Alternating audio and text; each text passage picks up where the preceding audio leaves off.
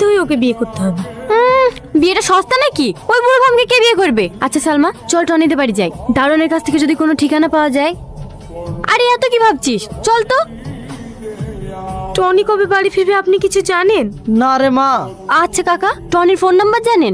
দেখো মা, ওর phone number জানলে আমি তোমাকে দিতে পারবো না, কারণ এটা বড় সাহেবের অর্ডার। তোমরা এখন যাও, বড় সাহেব দেখলে আবার বকাবকি করবে। টনি আসলে আমি তোমাদেরকে খবর দেবো। আর কতদিন টনির লেগে অপেক্ষা করে থাকবি বলতো? সারা জীবন। ওকে আমি কোনোদিনও ভুলতে পারবো না। এই পরীক্ষা তো শেষ হয়ে গেল, চো সবাই মিলে আমরা দার্জিলিং ঘুরে আসি। কিরে টনি, যাবি তো? না রে, আমি যাবো না, তোরাই যা। অনেক বছর বাড়ি যাওয়া হয়নি, তাই ভাবছি বাড়ি যাবো। তুমি যে কিসের জন্য বাড়ি যাবা তা আমরা ভালোভাবেই জানি। হ্যাঁ, তুই ঠিকই ধরেছিস, আমি সালমার জন্য বাড়ি যাচ্ছি। ওর সঙ্গে আমার 10 বছর দেখা হয়নি। আচ্ছা তুই কি করে ভাবলি তুই 10 বছর পর বাড়ি যাবি আর তোর লেগে অপেক্ষা করে বসে থাকবে? আরে ও গ্রামের মেয়েরে ভাই, দেখা বিয়ে শাদী করে সংসার করছে। হয়তো তুই ঠিকই বলছিস, কিন্তু গ্রামের